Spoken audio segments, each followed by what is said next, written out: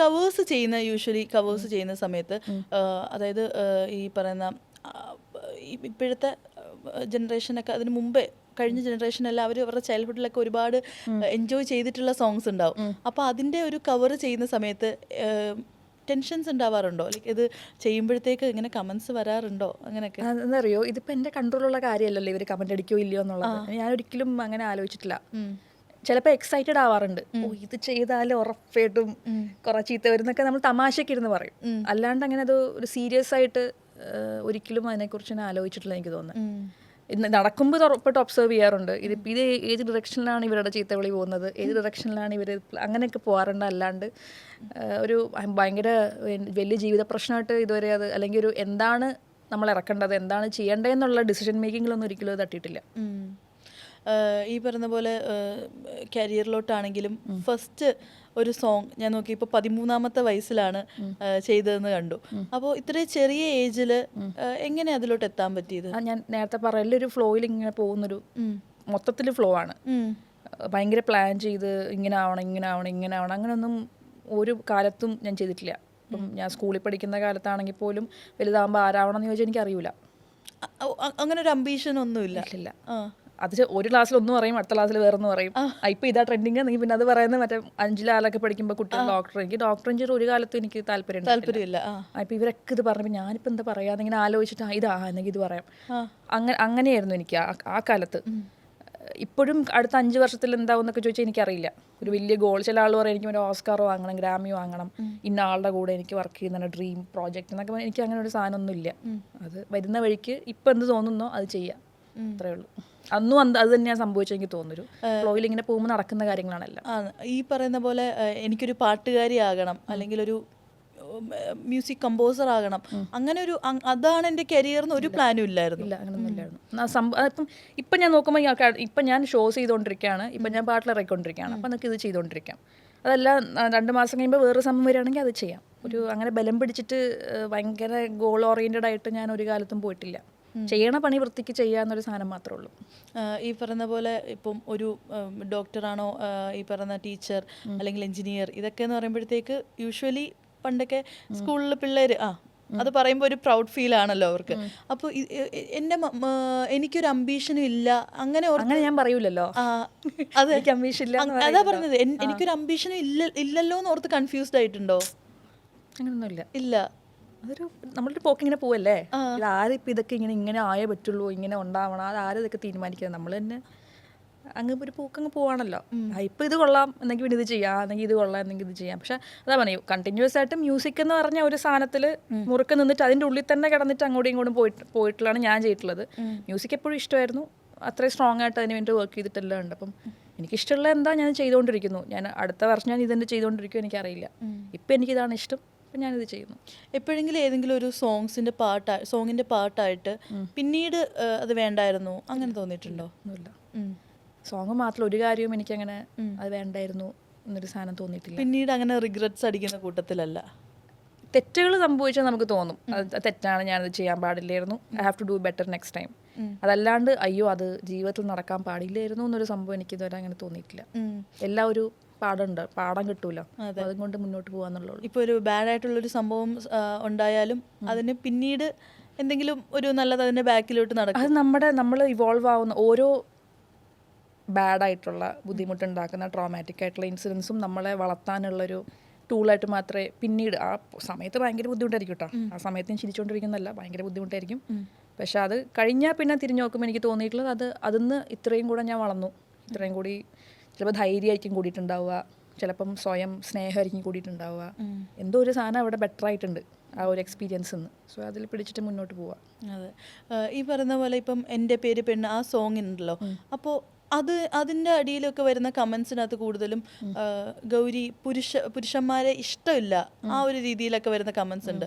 അപ്പം അങ്ങനെ ഒരിക്കലും പറയാൻ പറ്റും എന്ന് എനിക്ക് തോന്നുന്നു. ജീവിതത്തിൽ ആകപ്പാടെ ഞാൻ സംസാരിക്കുന്ന 3-4 പേര് പുരുഷന്മാരാണ്. എനിക്ക് സ്ത്രീ സുഹൃത്തുക്കൾ ഒരു കുറച്ച് പുറത്തോട്ടാണ് നിൽക്കുന്നത്. എൻ്റെ ഏറ്റവും അടുത്ത ആളുകൾ പുരുഷന്മാരാണ്. ഏറ്റവും കൂടുതൽ എൻ്റെ കൂടെ നിന്നിട്ടുള്ളതും പുരുഷന്മാർ തന്നെയാണ്.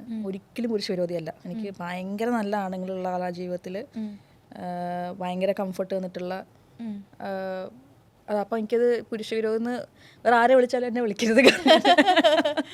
എനിക്ക് കുറച്ച് സമാധാനം തന്നിട്ടുള്ളത് അവരാണ്. അതെ അതെ, എനിക്ക് പുരുഷന്മാരെ കൊണ്ട് ഉപദ്രവം ഉണ്ടായിട്ടില്ല എന്നല്ല, പുരുഷന്മാരെ കൊണ്ട് ഉപദ്രവം ഉണ്ടായിട്ടുണ്ട്. പക്ഷെ അതുപോലെ തന്നെ ആ ഉപദ്രവങ്ങളിൽ തന്നെ തിരിച്ചു പോകുന്ന പിന്നുള്ള വഴിയിൽ എൻ്റെ കൂടെ നിന്ന് അത് ഹീൽ ചെയ്തിട്ടുള്ളതും പുരുഷന്മാർ തന്നെയാണ്. അപ്പം എനിക്കത് എല്ലാവർക്കും അങ്ങനെ ആവണമെന്നില്ല കേട്ടോ. എനിക്ക് അത്രയും നല്ല മെൻ എൻ്റെ ജീവിതത്തിൽ ഉണ്ട്. അപ്പോൾ ഒരിക്കലും പുരുഷന്മാരെ മോശമാണെന്ന് ഞാൻ പറയില്ല. ഞാൻ അതിൽ എക്സ്പീരിയൻസിനെ കുറിച്ച് മാത്രമാണ് സംസാരിക്കുന്നത്. ഒരു ജെൻഡറിൻ്റെ അഗേൻസ്റ്റ് അല്ല, എൻ്റെ പേഴ്സണൽ എക്സ്പീരിയൻസിനെ കുറിച്ച് മാത്രമേ അതിൽ സംസാരിക്കുന്നത്. അത് ഒരാൾക്ക് തട്ടുന്നുണ്ടെങ്കിൽ അത് അയാൾ അതിനെക്കുറിച്ച് ചിന്തിക്കാനിരുന്നിട്ട് എനിക്ക് എന്തുകൊണ്ടാണ് അവരിരുന്ന് പറയുന്നത് കേട്ട് ഞാൻ എന്തിനാണ് കിടന്ന് ട്രിഗേർഡ് ആവുന്നുള്ളത്, it's his or her problem. അതിനെക്കുറിച്ച് ഞാൻ എക്സ്പ്ലെയിൻ ചെയ്യാനോ ബോദർ ചെയ്യേണ്ട കാര്യമില്ല. ഈ പറയുന്ന പോലെ തന്നെ കുറേ ഓപ്പോസിറ്റായിട്ടും ആളുകൾ പാരഡിയൊക്കെ ഇതിനകത്ത് ഇറക്കി, എൻ്റെ പേര് ആണെന്നൊക്കെ പറഞ്ഞിട്ട്. അപ്പോൾ ശരിക്കും പറഞ്ഞാൽ അങ്ങനെ ആണുങ്ങൾക്ക് വേണ്ടിയിട്ട് ഇപ്പം ഇതേപോലെ നേരെ ഓപ്പോസിറ്റ് അങ്ങനെ ഒരു സോങ് വരുന്നുണ്ടായിരിക്കുമോ ഗൗരിയുടെ സൈഡിൽ നിന്ന്? എൻ്റെ സൈഡ് ഞാൻ എന്തിനാ ചെയ്യണേ? എനിക്ക് ആണുങ്ങൾക്ക് എങ്ങനെയാണെന്നുള്ളത് ആണുങ്ങൾക്ക് അറിയാമെങ്കിൽ അവർ പാട്ടിറങ്ങിക്കോട്ടെ. എനിക്കിപ്പം റൈറ്റ് നൗ എനിക്കറിയില്ല, അതുകൊണ്ട് ഞാൻ ഇറക്കുന്നില്ല. എനിക്കറിയാവുന്ന കാര്യം ഞാൻ പറയുന്നു, അവർക്കറിയാവുന്ന കാര്യം അവർ പറഞ്ഞോട്ടെ. അപ്പോൾ ഈ ഒരു കമൻസ് ഒക്കെ ശരിക്കും പറഞ്ഞാൽ ഈ സൈബർ അറ്റാക്സ് ഒക്കെ ആ ഒരു രീതിയിൽ പണ്ട് നമ്മൾ സ്കൂളിലും കോളേജിലൊക്കെ ബുള്ളീസ് ഉണ്ടാവും. നമ്മുടെ നാട്ടിൽ നമുക്ക് എന്തെങ്കിലും നമ്മുടെ ജീവിതത്തിൽ സംഭവിക്കുമ്പോഴേക്കും, നമ്മുടെ കുടുംബത്തിൽ എന്തെങ്കിലും പ്രശ്നമൊക്കെ ഉണ്ടാകുമ്പം ഈ കവലകളിലൊക്കെ നിന്നിട്ട് ഭയങ്കര മോശമായിട്ട് നമ്മൾ നടന്നു പോകുമ്പോഴേക്കും സംസാരിക്കുന്ന ആളുകളുണ്ടാവും. ഞാൻ അങ്ങനത്തെ കാര്യങ്ങൾ കേട്ടിട്ടുണ്ട്. എനിക്കറിയാവുന്ന പേഴ്സണലി അറിയാവുന്ന ഒരാൾ തന്നെ, പുള്ളിയുടെ വീട്ടിലെ ഒരു സംഭവം നാട്ടിൽ ഫുള്ള് പാട്ടായിട്ട്, ഈ പുള്ളി എപ്പോൾ ചെറുതായിരിക്കുമ്പോഴാണ് ഇപ്പോൾ പുറത്തിറങ്ങിയാലും നാട്ടുകാർ സൈഡിൽ നിന്ന് ഇങ്ങനെ ഒരുന്ന് വിളിച്ച് പറഞ്ഞുകൊണ്ടിരിക്കും. അല്ലെങ്കിൽ നമ്മൾ സ്കൂളിലോ കോളേജിലോ എന്തെങ്കിലും സംഭവം ഉണ്ടായിക്കഴിഞ്ഞാൽ പിന്നെ നമ്മൾ കുറേ നാളത്തേക്ക് അതിനുള്ള കമൻട്രി കേട്ടുകൊണ്ടിരിക്കണം, പോകുമ്പോഴും വരുമ്പോഴൊക്കെ. ഇപ്പോൾ അത് കുറച്ചുകൂടെ വലുതായിട്ട് ഈ പറഞ്ഞ പോലെ 100 കണക്കിന് ആളുകളും 1000 ആളുകളും അതിൽ 10,000 ആളുകളൊക്കെ ചുറ്റും കൂടി നിന്നിട്ട് ചീത്ത വിളിക്കുന്നൊരു പ്ലാറ്റ്ഫോം നമ്മുടെ ജീവിതത്തിൽ ഇപ്പോൾ ഉണ്ട്. അത്ര അതിനെ കാണേണ്ട കാര്യമുള്ളൂ. അവരവരുടെ കാര്യം അവരവിടെ പറയട്ടെ, നമ്മുടെ കാര്യമായിട്ട് പോവാ, അത്രേ ഉള്ളൂ. സോങ്സിന്റെ കാര്യം പറയുകയാണെങ്കിൽ നമ്മൾ കൂടുതലും ഈ പറയുന്ന പോലെ K-pop സോങ്സ് ഒക്കെ കണ്ടിട്ടുള്ള ഒരു രീതിയാണ്. ഡാൻസും ഇതും കൂടെ ഒരു കവറായിട്ട് ഇങ്ങനെ ചെയ്യുന്നത്. നമ്മുടെ ഒരു നാട്ടിലോട്ട് അത് ഫസ്റ്റ് ടൈം എനിക്ക് തോന്നുന്നു ഇൻട്രൊഡ്യൂസ് ചെയ്തത് തന്നെ ഗൗരിയാണെന്ന്. അപ്പോൾ ആ ഒരു ഐഡിയ എവിടെ നിന്നായിരുന്നു? എനിക്ക് അവിടെ നിന്ന് തന്നെ കിട്ടിയത്. ഞാൻ പുറത്ത് ഒരുപാട് പാട്ടിൽ കാണുകയും ലൈക്ക് ഇന്ത്യക്ക് പുറത്തുള്ള ഒരുപാട് ആർട്ടിസ്റ്റുകളുടെ ഷോസൊക്കെ ഇരുന്ന് കാണുന്ന ആളാണ്. അപ്പം അങ്ങനെയുള്ള അവിടെ നിന്ന് തന്നെ എനിക്ക് പിന്നെ ഇത് ട്രൈ ചെയ്ത് നോക്കിയാലോ, കുറച്ച് ഡാൻസൊക്കെ കളിക്കാറാണെങ്കിൽ പിന്നെ അതും കൂടെ ചെയ്യാൻ നോക്കിയാലോ എന്നുള്ള തോട്ടിൽ നിന്നാണ് ഇത് സ്റ്റാർട്ട് ചെയ്തത്. പ്രീ കോവിഡാണ്, 2019 or 20 എന്തോ ആണ് നമ്മൾ തുടങ്ങുന്നത്. പിന്നെ അത് കൂടുതൽ ഇലാബറേറ്റ് ആയി. ആദ്യം ഒരു 4 പാട്ട് ഡാൻസ് ഉണ്ടായിരുന്നെങ്കിൽ പിന്നെ മറ്റേ majority of the songs dance ഉള്ള രീതിയിലോട്ട് അത് കൊറിയോഗ്രാഫി ചെയ്ത് വളർത്തിയെടുത്തു എന്നുള്ളതാണ്. ഫസ്റ്റ് റിയാക്ഷൻ എങ്ങനെയായിരുന്നു ആ ഒരു സംഭവം അപ്പ് ചെയ്തപ്പോഴേക്ക്? ഓഡിയൻസ് റിയാക്ഷൻ എങ്ങനെയായിരുന്നു? റിയാക്ഷനിക്ക് ആദ്യം നമുക്ക് സംശയം ഉണ്ടായിരുന്നു, ഇവർ ശരിക്കും പാടുകയാണോ, ഡാൻസ് കളിച്ചുകൊണ്ട് എങ്ങനെ പാടാൻ പറ്റുക, ഇവർക്ക് സംശയം ഉണ്ടായിരുന്നു. ഡാൻസ് കളിച്ചുകൊണ്ട് എങ്ങനെ പാടാൻ പറ്റും, ലിപ്പ് ചെയ്യുന്നതായിരിക്കും, ബാക്കിൽ പാട്ട് പ്ലസ് ആയിരിക്കും, ഇങ്ങനെയുള്ള സംസാരങ്ങളൊക്കെ ഉണ്ടായിട്ടുണ്ട്. പിന്നെ ഉറപ്പായിട്ടും ഡാൻസ് കളിച്ചുകൊണ്ട് പാടുമ്പോൾ നമുക്ക് അനങ്ങാണ്ട് നിന്ന് പാടുന്ന പോലെ പാടാൻ പറ്റില്ല. ചെറിയ പ്രശ്നങ്ങളുണ്ടാവും, ബ്രീത്തിങ് ഇഷ്യൂ. അപ്പോൾ അതൊക്കെ എന്ത് നിങ്ങൾ ചെയ്യണത്, എന്ത് സംഭവം എന്നുള്ളൊരു ചോദ്യങ്ങളൊക്കെ ഉണ്ടായിരുന്നു. പിന്നെ അത് പക്ഷെ എനിക്കൊന്നും നല്ല കാര്യമാണ്. അത് എല്ലാവർക്കും വളരെ ഈസി ആയിട്ട് ചെയ്യാൻ പറ്റാത്തൊരു കാര്യമാണ് ഞങ്ങൾ ചെയ്തുകൊണ്ടിരിക്കുന്നത് നമുക്കറിയാം. അപ്പോൾ അത് ചെയ്യാൻ പറ്റുന്നു എന്നുള്ളതിലൊരു സന്തോഷമുള്ളൂ. ഈ സിംഗിൾ ഷോട്ട് വീഡിയോസ് കണ്ടിരുന്നു, അത് ഒട്ടും ഈസി അല്ല ശരിക്കും പറഞ്ഞാൽ. അത് ഈ സിംഗിൾ ഷോട്ട് അതിന്റെ പിന്നിലുള്ള അതിന്റെ BTS എങ്ങനെയായിരുന്നു? എത്ര ദിവസത്തെ പ്രാക്ടീസസ്? ദിവസമൊന്നുമില്ല, ഒരു ദിവസത്തേക്ക് ഉണ്ടാവുള്ളൂ. അതെ, ഒരു ദിവസം കൊണ്ട് ഇത് ഇങ്ങനെ കറക്റ്റ്. അപ്പോൾ എത്ര ടേക്കിലാണ് നിങ്ങളത് പോകുന്നത്? കുറേ ഉണ്ടാവും. എനിക്ക് തോന്നുന്നു മറ്റേ മയിലിരകെ മറ്റേ വാടാ പയ്യായിക്കോട്ട് ട്രാക്ക് നമ്മൾ ചെയ്തായിരുന്നു. അത് എൻ്റെ അപ്പാർട്ട്മെൻറ്റിൽ ബെഡ്റൂമിൽ നിന്ന് തുടങ്ങിയിട്ട് ഹോള് വഴി സ്റ്റുഡിയോ എത്തും, അതാണ് ട്രാക്ക്. അപ്പോൾ അത് നമ്മളൊരു രാവിലെ മുതൽ തുടങ്ങും. ഇവിടുന്ന് എങ്ങനെ ഇവിടുന്ന് എങ്ങനെ ഇത് ബാക്കിൽ നിങ്ങൾ അത് ചെയ്ത് ചെയ്യുക. അപ്പോൾ ക്യാമറ ഇങ്ങോട്ട് തിരിക്കുമ്പോൾ ഇവിടെ ആൾ കാണാൻ പാടില്ല, ഇപ്പുറത്തേക്ക് വരണം. അപ്പോൾ ഇങ്ങനെ ഒരു രാവിലെ മുതൽ ഇരുന്ന് വർത്താനം പറഞ്ഞ് പിന്നെ കുറച്ച് പ്രാവശ്യം ചെയ്ത് വേർത്ത് ക്ഷീണിച്ച് പിന്നെ ചായ ഓടിച്ചിട്ട് ഫൈനൽ ടേക്ക് എടുക്കും. ഈ ടേക്സിലൂടെ തന്നെയാണല്ലേ നിങ്ങളുടെ പ്രാക്ടീസ് നടക്കുന്നത്? ടേക്സിൽ ഒഴിക്കോ, ഇത് ഇവിടെ ഈ സാധനം ഇവിടെ ഉണ്ടായിരുന്നു, നമ്മൾ നേരത്തെ കണ്ടില്ല, ഇത് മാറ്റണം. അപ്പം അങ്ങനെ ആണ് ചെയ്യുക ഒരു ദിവസം. അതെ, ഞാൻ ഇങ്ങനെ കൂടുതൽ ആ ഒരു സിംഗിൾ ഷോട്ടിന് ഇത്ര കാര്യമായിട്ട് പറയാൻ കാരണം നമ്മളിപ്പോൾ ഒരു ഔട്ട് സൈഡ് നിന്ന് ചെയ്യുന്ന പോലെ അല്ല, ഒരു അപ്പാർട്ട്മെന്റിന്റെ അകത്ത് നിന്ന് സംഭവം ചെയ്യുമ്പോഴത്തേക്ക് കുറച്ചുകൂടെ സ്പേസിന്റെ ഇഷ്യൂസ് വരുമല്ലോ. അതുകൊണ്ട് ഞാൻ അങ്ങനെ എടുത്ത് പറഞ്ഞത്. അത് പക്ഷേ രസമാണ് ചെയ്യാൻ, കുറച്ച് പണിയാണ് പക്ഷേ രസമാണ് ചെയ്യാൻ. അങ്ങനെ ഇപ്പോൾ അതുപോലെ ഈ സ്റ്റേജ് ഷോസിന്റെ കാര്യം പറയുകയാണെങ്കിൽ ഒരുപാട് എനർജി ഒരുപാട് എനർജി വേണമല്ലോ. അപ്പോൾ ഈ സമയത്ത് ഭയങ്കരമായിട്ട് ഞാൻ അണച്ചു പോയിട്ടുള്ള ഇതൊക്കെ കണ്ടിട്ടുണ്ട്, ഷോസ് ഒക്കെ കണ്ടിട്ടുണ്ട്. അപ്പോൾ ഇത് എങ്ങനെയാണ് അത് മാനേജ് ചെയ്യുന്നത് യൂഷ്വലി? ഈ ടെൻഷൻ ആവാറുണ്ടോ അങ്ങനത്തെ സിറ്റുവേഷൻസിൽ? മനുഷ്യനല്ലേ, അത് കിതയ്ക്കും, ചിലപ്പം ശ്വാസം കിട്ടാണ്ട് ചിലപ്പം ഒരു വാക്ക് വിഴുങ്ങിപ്പോവും, ചിലപ്പോൾ ചുമയ്ക്കും. അതൊക്കെ നോർമലായിട്ടുള്ള കാര്യം. നമ്മളെന്തോ അമാനുഷിക ശക്തിയാണെന്ന് വിചാരിക്കുകയാണ്, നമ്മൾ മനുഷ്യന്മാരാന്ന് വിചാരിച്ചെങ്കിൽ ചെയ്താൽ തീരുന്ന പ്രശ്നങ്ങളേ ഉള്ളൂ. അങ്ങനെ ടെൻഷനൊന്നും ആവാറില്ല. ഞാൻ വീണിട്ടൊക്കെ ഉണ്ട് സ്റ്റേജിൽ കളിക്കുന്നതിനിടയ്ക്ക്, ഡാൻസ് കളിക്കുന്നതിനിടയ്ക്ക് ചിലപ്പം പുറകോട്ട് വീഴും. ഏത് പ്രോഗ്രാമിലായിരുന്നു? ഏതാന്ന് എനിക്ക് ഓർമ്മയില്ല. ചെയ്ത് അങ്ങനെയൊക്കെ ഉണ്ടായിട്ടുണ്ട്. ചിലപ്പം കൂട്ടിയിടിക്കും, ഇത്രയും പേര് സ്റ്റേജിൽ കൂട്ടിയിടിക്കും, ഒരാളങ്ങോട്ട് ഇങ്ങോട്ട് മാറിപ്പോവും, മൈക്ക് ചിലപ്പം പറഞ്ഞ പോലെ ലിറിക്സ് മറന്നു പോകുന്ന സംഭവങ്ങളുണ്ട്. അതൊക്കെ നമ്മൾ ഇത്രയും കാര്യങ്ങൾ ചെയ്യുമ്പം അതിനിടയ്ക്കുള്ള വളരെ ചെറിയ കുറച്ച് കാര്യങ്ങളായിട്ട് ഞാനതിനെ കാണുന്നുള്ളൂ. കാരണം 1.5 മണിക്കൂർ ഈ മുമ്പിൽ നിൽക്കുന്ന ആൾക്ക് ഒന്നും വിഷയമല്ല. ആ സമയത്ത് നമ്മുടെ ഓഡിയൻസ് പറയുന്നത് അവർ ഫുൾ ഓൺ എൻജോയ് ചെയ്തുകൊണ്ടിരിക്കുകയാണ്, ഞാനത് കണ്ടുകൊണ്ടിരിക്കുകയാണ്. അവർക്ക് ഈ പറഞ്ഞ ഇടയ്ക്ക് ഒരു വാക്ക് വിഴുങ്ങി പോയാൽ അവർക്ക് അവരും കൂടെ പാടിക്കൊണ്ടിരിക്കുക, അവർ അറിയത്തോലൊന്നും ഉണ്ടാവില്ല. അപ്പം അവർ സന്തോഷമായിട്ടിരിക്കുമെന്ന്, പിന്നെ അത് റെക്കോർഡ് ചെയ്ത് പുറത്തൊരാൾ കാണുമ്പം അയാൾക്കെന്ത് തോന്നുന്നൊന്നും എനിക്കിപ്പോൾ ചിന്തിക്കേണ്ട കാര്യമുണ്ടെന്ന് എനിക്ക് തോന്നുന്നില്ല. ആ സമയത്ത് എൻ്റെ ജോലി എന്ന് പറഞ്ഞാൽ എൻ്റെ മുമ്പിലുള്ള ഓഡിയൻസിനെ സന്തോഷിപ്പിക്കാനാണ്. അത് മാക്സിമം നമ്മൾ ചെയ്യുന്നുണ്ട്, അടിപൊളിയായിട്ട് അത് പോകുന്നുണ്ട്. അതുപോലെ ഗൗരിയുടെ ഭക്തി ഗാനങ്ങളൊക്കെ അത് ലിസൺ ചെയ്യാൻ തന്നെ ഭയങ്കര രസമാണ്. മാധവ മാമ അതൊക്കെ കേൾക്കാനായിട്ട് ഭയങ്കര രസമാണ്. അതൊന്ന് എനിക്ക് വേണ്ടിയിട്ടൊന്ന് പാടാമോ?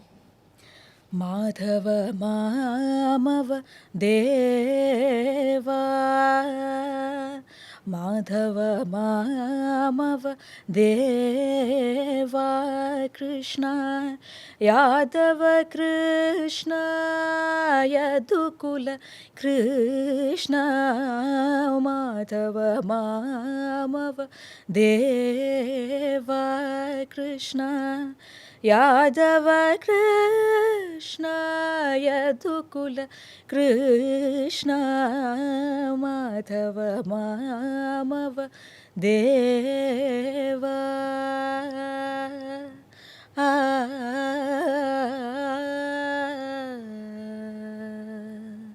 അടിപൊളി.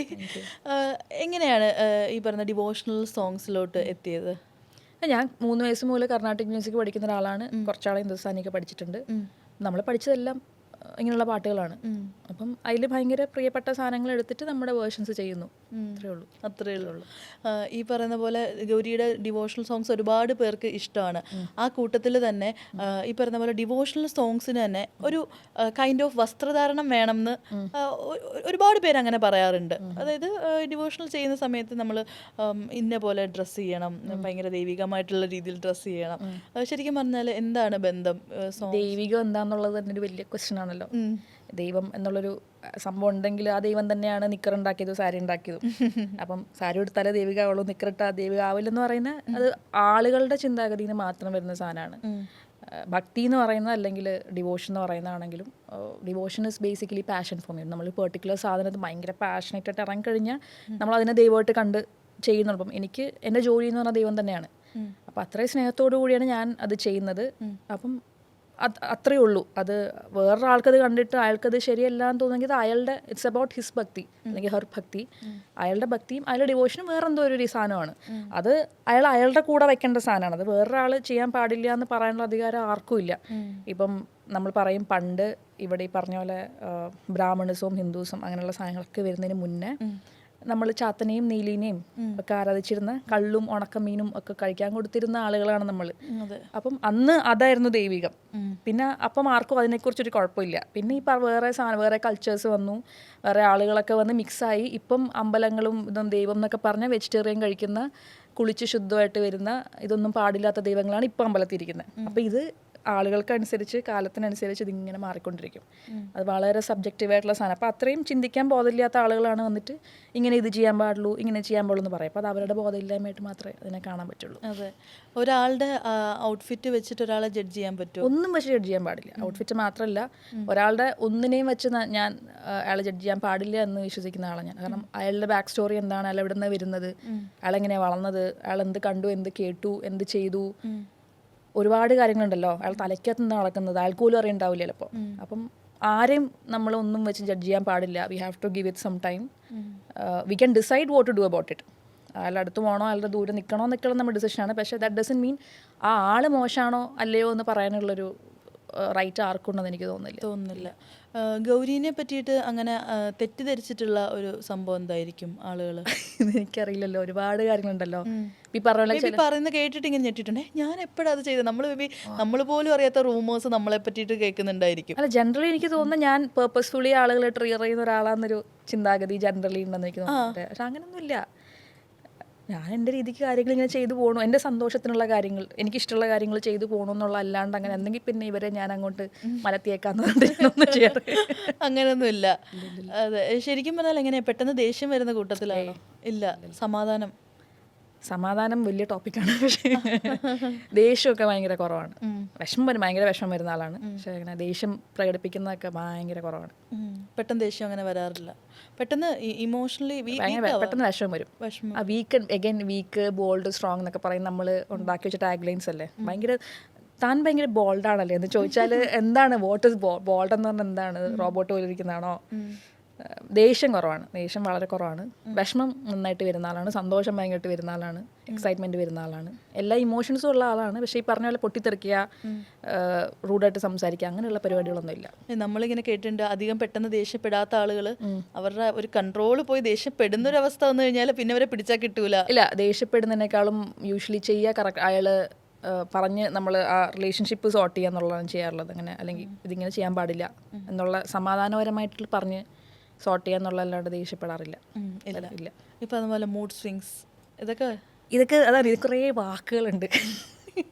അപ്പം മൂഡ് സ്വിങ്സ് പറഞ്ഞാൽ എന്താ, ഇങ്ങനെ എല്ലാ മനുഷ്യന്മാർക്കും ഇല്ലേ മൂഡ് സ്വിങ്സ്? മൂഡ് സ്വിങ് എന്ന് പറഞ്ഞാൽ നമ്മൾ ഒരു മൂഡിൽ നിന്ന് അടുത്ത മൂഡിലേക്ക് പോകുന്നതാണ് മൂഡ് സ്വിങ്. എല്ലാ മനുഷ്യന്മാരും എല്ലാ ദിവസവും രാവിലെ എണീക്കുന്ന മൂഡിൽ തന്നെയാണ് രാത്രി ഇരിക്കുന്നത്, അല്ലല്ലോ. ഇങ്ങനെ മാറിക്കൊണ്ടിരിക്കും. ചിലർക്ക് പെട്ടെന്ന് മാറും, ചിലർക്ക് പതുക്കെ മാറുള്ളൂ. അയാളുടെ അവസ്ഥ അനുസരിച്ചിട്ട്, അയാളുടെ ഹോർമോണൽസ് ഇതനുസരിച്ചിട്ട്, അയാളുടെ അന്നത്തെ ദിവസത്തിൽ എന്തൊക്കെയാണ് ഫേസ് ചെയ്യുന്നതനുസരിച്ച് ഇതിൻ്റെ സ്പീഡ് കൂടും കുറയും. അത് മനുഷ്യനായാലും ഇമോഷൻ മാറില്ല. അല്ലെങ്കിൽ പിന്നെ അതിനെ AI എന്ന് വല്ലതും വിളിച്ചൂടെ? എല്ലാം ഇങ്ങനെ ഇരിക്കുന്നത്. മനുഷ്യന്മാരായാലും മൂടൊക്കെ മാറും. നമ്മൾ ഈ പറയുന്ന പോലെ മൂഡ് സ്വിങ്സിനെ പറ്റിയിട്ടൊക്കെ പറഞ്ഞതുകൊണ്ട് പറയാം. റീസെൻ്റ്ലി ഇപ്പോൾ നമുക്ക് ഭയങ്കര എല്ലാവരും കോമൺലി യൂസ് ചെയ്യുന്ന, ഇപ്പോൾ കുറച്ച് വൃത്തിയൊക്കെ കൂടുതലുണ്ടെങ്കിൽ എല്ലാവരും പറയും OCD ഉണ്ട്, അല്ലെങ്കിൽ ഇങ്ങനെ എല്ലാവരും യൂഷ്വലി അവർക്ക് OCD ഉണ്ട് അങ്ങനെയൊക്കെ പറയുന്ന പോലെ കേട്ടിട്ടുണ്ട്. ശരിക്കും പറഞ്ഞാൽ അതൊക്കെ ശ്രദ്ധിച്ചിട്ടുണ്ടോ? ഇങ്ങനെ OCD എന്നൊക്കെ പറഞ്ഞാൽ ഭയങ്കര ബുദ്ധിമുട്ടുള്ള പ്രശ്നമാണ്. ശരിക്കും സഫർ ചെയ്യുന്ന ആളാണ് OCD. ശരിക്കും OCD ഉള്ള ആളുകളെന്ന് പറഞ്ഞാൽ ഭയങ്കര സഫർ ചെയ്യുന്ന ആൾ. നമ്മളിപ്പോൾ നമ്മുടെ ദേഹത്തൊരു കുരു വന്നിട്ട് ഇത് ഉണങ്ങിയില്ലെങ്കിൽ നമുക്ക് ക്യാൻസർ എന്ന് പറയും. നമ്മൾ ഒരിക്കലും ഒക്കെ ക്യാൻസർ എന്ന് പറഞ്ഞാൽ വളരെ സീരിയസ് ആയിട്ടുള്ള സാധനം നമുക്കറിയാം. അതുപോലെ തന്നെയാണ് ഇതിൻ്റെ സീരിയസ്നെസ്സോ ഇതിൻ്റെ ഒരു ഇൻറ്റൻസിറ്റിയോ ഒന്നും അറിയാൻ വയ്യായ്മയിൽ എന്നാൽ ചുമ്മാ നമ്മൾ ഈ വാക്കെടുത്തിട്ട് ഇങ്ങനെ അറിയാം അതുണ്ട് ഇതുണ്ട് എന്ന് പറഞ്ഞിട്ട്. അപ്പം അതറിവില്ലായ്മയാണ്. പക്ഷെ അറ്റ്ലീസ്റ്റ് ഇപ്പോൾ OCD എന്നൊരു സാധനം ഉണ്ട് എന്ന ആൾക്ക് മനസ്സിലാവുണ്ടല്ലോ. അപ്പം അത് ഗ്രാജുവലി നമ്മൾ ആളുകൾ അങ്ങോട്ടും ഇങ്ങോട്ടും സംസാരിച്ചും ഒക്കെ അത് അവയർനെസ് സ്പ്രെഡ് ചെയ്യുക എന്നുള്ളതേ ഉള്ളൂ. ഞാൻ ഇങ്ങനെ പലരും പറഞ്ഞു കേട്ടിട്ടുണ്ട്, ഇപ്പം അവരുടെ ഒരു വീട് നല്ല നീറ്റ് ആൻഡ് ക്ലീൻ ആയിട്ട് ഇരിക്കുകയാണെങ്കിൽ അവർ പറയും എനിക്ക് ഇത്തിരി OCD ഉള്ളതാണേ. അപ്പം എനിക്ക് തോന്നുന്നു ആളുകൾ ഈ വൃത്തിനെ കൊണ്ട് മാത്രമാണ് വാക്കുകൾ മാറ്റി മാറ്റി ഉപയോഗിക്കുന്നതാണ്. ശരിക്കും പറഞ്ഞാൽ വൃത്തിയുള്ളത് OCD എന്നൊന്നും പറയാൻ പറ്റില്ലല്ലോ. ഇത് എല്ലാ OCD ഉള്ളവർക്കും ഈ സെയിം രീതി ആയിരിക്കില്ലല്ലോ അവരുടെ. അപ്പം ഒരു ഡിസോർഡർ ആണെന്നും അതൊരു വെറുതെ ഒരാളുടെ സ്വഭാവമല്ല ഒരു ഡിസോർഡർ എന്ന് പറഞ്ഞാൽ. ഡിസോർഡർ എന്ന് പറഞ്ഞാൽ അയാളുടെ ജീവിതത്തിൻ്റെ എല്ലാ മേഖലകളിലും തൊട്ട് അയാളുടെ ജീവിതം വളരെ ബുദ്ധിമുട്ടാക്കുന്ന സാധനം ഡിസോർഡർ എന്ന് പറയുന്നത്. അതുകൊണ്ടാണല്ലോ അതിനങ്ങനെ പേര് ഡോക്ടർമാരുടെ വെച്ചിരിക്കുന്നത്. അപ്പം എടുത്തിട്ട് ഇങ്ങനെ എല്ലായിടത്തും വാരി വെതറി യൂസ് ചെയ്യാനുള്ള കാര്യങ്ങളല്ല. എന്താണെങ്കിലും എല്ലാ വാക്കുകളും ഞാൻ പറഞ്ഞാൽ ഈ മെൻ്റൽ ഹെൽത്തുമായിട്ട് ബന്ധപ്പെട്ടുള്ള ഒരുപാട് വാക്കുകൾ ഇങ്ങനെ എടുത്തിട്ട് ബൈപ്പോളറൊക്കെ വെറുതെ എടുത്തിട്ട് ആൾ ഉപയോഗിക്കും. മൂഡ് സ്വിങ്സ് പോലും ശരിക്കും അതാണ് ഇതിൻ്റെ അർത്ഥം എന്താണെന്ന് അറിയാൻ നമ്മൾ റെഗുലർ സംസാരത്തിൽ ഇപ്പോൾ ഇതെല്ലാം എടുത്തിട്ട് എല്ലാവരും ഉപയോഗിച്ച് ശരിക്കും എന്താണെന്ന് ഇപ്പോൾ ആർക്കും അറിയാത്ത അവസ്ഥയിലേക്ക് എത്തിയിട്ടുണ്ട്. അപ്പോൾ മേ ബി നമ്മളിങ്ങനെ ഈ സംസാരിക്കുന്നത് കൊണ്ട് തന്നെ റിയലായിട്ട് ഡയഗ്നോസ് ചെയ്ത ഒരാൾ എനിക്ക് OCD ആന്ന് പറഞ്ഞാൽ പോലും അതിപ്പോൾ എല്ലാവർക്കും ഉള്ളതല്ലേ എന്നുള്ള രീതിയിൽ അല്ലേ ആ പ്രശ്നമുണ്ട്. യെസ്. ഇങ്ങനെയുള്ളവരായിട്ട് എങ്ങനെയാണ് ഇപ്പോൾ യൂഷ്വലി നമ്മൾ ട്രീറ്റ് ചെയ്യേണ്ടതെന്ന് ആലോചിച്ചിട്ടുണ്ടോ? പ്രൊഫഷണൽ ഹെൽപ്പ് ഫസ്റ്റ് അയാൾ പോയി എടുക്കുക, പിന്നെ നമ്മൾ അവെയർ ആവുക, ചുറ്റുമുള്ള കാര്യങ്ങളെ കുറിച്ചിട്ട് നമ്മൾ അവെയർ ആവുക. ഇപ്പം മുന്നേയൊക്കെ ആണെങ്കിൽ ഈ പോസ്റ്റ്പാർട്ടം ഡിപ്രഷൻ എന്ന് പറയുമ്പോൾ എല്ലാവരും കളിയാക്കും. ഇപ്പോൾ കുറച്ചുകൂടി പോസ്റ്റ്പാർട്ടം ഡിപ്രഷൻ കുറച്ചുകൂടെ സീരിയസ് ആയിട്ട് എടുത്തു തുടങ്ങിയിട്ടുണ്ട്. അതുപോലെ കൂടുതൽ ആളുകൾ ഇതിനെക്കുറിച്ച് സംസാരിച്ച് ഇപ്പം സോഷ്യൽ മീഡിയ എന്നുള്ള സാധനത്തിൻ്റെ ഏറ്റവും വലിയ ഗുണം എന്ന് തന്നെ എല്ലാവരും ഫുൾ ടൈം ഇതിനകത്ത് ഇരിക്കുന്നതുകൊണ്ട് നമ്മൾ നല്ല സാധനം എത്തിച്ചു കഴിഞ്ഞാൽ ഉറപ്പായിട്ടും ആളുകൾ തലയിലോട്ട് കയറും. അപ്പോൾ അത് ചെയ്യുക, ആളുകളിലേക്ക് എത്തിക്കുക, അതിൻ്റെ അവയർനെസ് കൊടുക്കുക എന്നുള്ളതാണ്. അതെ, ആ രീതിയിൽ നല്ലതായിട്ട് ഡീൽ ചെയ്യാണ്. പിന്നീട് ഇപ്പം ഗൗരിയുടെ നെക്സ്റ്റ് പ്ലാൻസ് ഇപ്പം നേരത്തെ ഓൾറെഡി പറഞ്ഞു എനിക്കങ്ങനെ പ്ലാനിങ് ഇല്ല, എന്നാലും ഒരു നെക്സ്റ്റ് ഒരു 6 മന്ത്സത്തേക്കൊക്കെ ഉള്ള പ്ലാൻസ് ഒന്നും ഇല്ലട്ടാ, അടുത്ത ഒരു മാസത്തേക്കുള്ള അടുത്ത ഒരു മാസത്തേക്കുള്ള പരിപാടിയേ ഉള്ളൂ. നമ്മുടെ പാട്ടിൽ വരുന്നുണ്ട് ഈ ന്യൂ ഏജ് ഭക്തി എന്ന് പറഞ്ഞിട്ടൊരു പ്രോജക്റ്റ് ഇപ്പം ഓൺ ആക്കിയിട്ടുണ്ട്. ഫസ്റ്റ് പാട്ട് വരവീനയാണ്. അത് ഈ ഉടൻ തന്നെ ഉണ്ടാവും, അടുത്ത 1-2 ആഴ്ചയിൽ അത് റിലീസ് ഉണ്ടാവും. അതിൻ്റെ പുറകെ ഒരു മൊത്തം അതൊരു 6 പാട്ടുണ്ട്. അപ്പോൾ അത് ഓരോന്നോരോന്നായി വർക്ക് ചെയ്ത് ഇറക്കിക്കൊണ്ടിരിക്കുകയാണ്. അതിൻ്റെ കാര്യങ്ങൾ നടന്നുകൊണ്ടിരിക്കുകയാണ്. അതെ, യാത്രകൾ ചെയ്യാൻ ഭയങ്കര കുറവാണ്. ആ വളരെ കുറവാണ്. അത് അപ്പം ശരി, എനിക്ക് തോന്നുന്നു ഇപ്പം നേരത്തെ പറഞ്ഞ പോലെ തന്നെ ഫ്രീ കിട്ടിയാൽ എപ്പോഴും വീട്ടിൽ തന്നെ ഇരിക്കുക, ഇഷ്ടമുള്ള ഭക്ഷണം കഴിക്കുക, വീട്ടിലിരിക്കുക. എന്താണ് ആ കംഫർട്ട് ഭക്ഷണം? എന്താണ്? ഓരോ സമയത്ത് ഓരോന്നാണ്. എനിക്ക് രാവിലെ ദോശയും കടലയും കിട്ടിയാൽ ഞാൻ സന്തുഷ്ടയാണ്. അന്നത്തെ ദിവസം ഹാപ്പിയാണ്. ദോശയും കടലയും കിട്ടിയ ഹാപ്പിയാണ്. ദോശയും കടലയും ഉച്ചയ്ക്കാണെങ്കിൽ നമ്മുടെ ചോറും കറിയും ഒരു മുട്ടത്തോരനും ഒരു മീൻ വറുത്തൊക്കെ ഉണ്ടെങ്കിൽ അത്രയൊക്കെ മതി. പക്ഷേ ചില സമയത്ത് ഭയങ്കര വേറെ എന്തെങ്കിലും കഴിക്കാനൊക്കെ തോന്നും കേട്ടോ. അപ്പോൾ നമ്മൾ കഴിക്കും. ഇഷ്ടമുള്ള സാധനം അപ്പം കഴിച്ച് പോവുക, അത്രയൊക്കെ ഉള്ളൂ. ഭയങ്കര വലിയ അങ്ങനെ ഇത് ഭയങ്കര ഇതില്ലെങ്കിൽ എനിക്ക് ജീവിക്കാൻ പറ്റില്ല, അങ്ങനൊന്നും ഇല്ല. ഞാൻ ഇന്ന് അപ്പോൾ സത്യം പറഞ്ഞാൽ ഒരു ഭയങ്കര രസമുള്ള ഒരു പേഴ്സണായിട്ട് ഇൻട്രാക്ട് ചെയ്തു. കുറേ കാര്യം നമ്മൾ തന്നെ ഇങ്ങനെ കുറേ ചിന്തിക്കാൻ പറ്റുന്ന പോലെ, അതായത് ഒരു പ്ലാനിങ്ങും വേണ്ട, ലൈഫ് ഇങ്ങനെ സ്മൂത്തായിട്ട് പോകും. എനിക്ക് മനസ്സിലായി, ഞാൻ കേട്ടതും കണ്ടതും പിന്നെ ഇരുന്ന് ആലോചിച്ചതും ഒക്കെ വെച്ചിട്ട് എനിക്ക് മനസ്സിലായി. കാരണം നമ്മളിവിടെ ഉള്ളത് ലൈഫ് എക്സ്പീരിയൻസ് ചെയ്യാൻ വേണ്ടിയിട്ട് മാത്രമാണ്. നമുക്കിവിടെ പ്രത്യേകിച്ച് വേറെ കാര്യങ്ങളൊന്നുമില്ല. നമ്മളിവിടെ വരുന്നു, നമ്മൾ ലൈഫ് എക്സ്പീരിയൻസ് ചെയ്യുന്നു. ആ എക്സ്പീരിയൻസ് ചെയ്യുമ്പോഴേക്കും മാക്സിമം ആളുകൾ ഉപദ്രവിക്കാണ്ടിരിക്കാൻ നോക്കുക. ഉപദ്രവിക്കാന്ന് ഉദ്ദേശിക്കണേ പോയിട്ട് പർപ്പസ്ഫുള്ളി ആരെയും ഒന്നും ചെയ്യാണ്ടിരിക്കുക. നല്ല മനുഷ്യന്മാരായിട്ട് നമുക്ക് കിട്ടുന്ന എക്സ്പീരിയൻസ് മാക്സിമം എൻജോയ് ചെയ്ത് സുഖമായിട്ട് ഇരുന്നിട്ട് തിരിച്ചു പോവാം. അതെ, happy at the end of the day നമ്മൾ സമാധാനമായിട്ട് ഉറങ്ങണം. അതെ, അത്രേ ഉള്ളൂ. അപ്പോൾ എന്തായാലും ഗൗരി, ഒരുപാട് സന്തോഷം. ഇത്രയും നേരം ഒരു നല്ലൊരു കോൺവെർസേഷൻ, ഒരു സമാധാനം ഉണ്ടായിരുന്നു. നമുക്ക് വൈൻഡപ്പ് ചെയ്യുന്നതിന് മുമ്പ് തന്നെ ഒരു സോങ്ങിലൂടെ വൈൻഡപ്പ് ചെയ്താലോ? ഏത് സോങ് വേണം? ഏതാ പറഞ്ഞോളൂ. അജിതാഹരെ ആവാലോ. അത് കേട്ടുകൊണ്ട് അങ്ങ് വൈൻഡപ്പ് ചെയ്യാം. ഓക്കെ. പല ദിനമായി ഞാനും ബലഭദ്രനൂജ നിന്നെ നലമൊടു കാൺവതിന്നു കളിയല്ലേ രുചിക്കുന്നു കാലവിഷമം കൊണ്ടു കാമം സാധിച്ചതില്ലേ നീല നീരദ വർണ്ണ മൃദുല കമല രുചിര നയന നൃഹരേ മൃദുല കമല രുചിര നയന നൃഹരേ अजित हरे जय माधव विष्णु अजमुख देवनाथ विजय सारथे साधु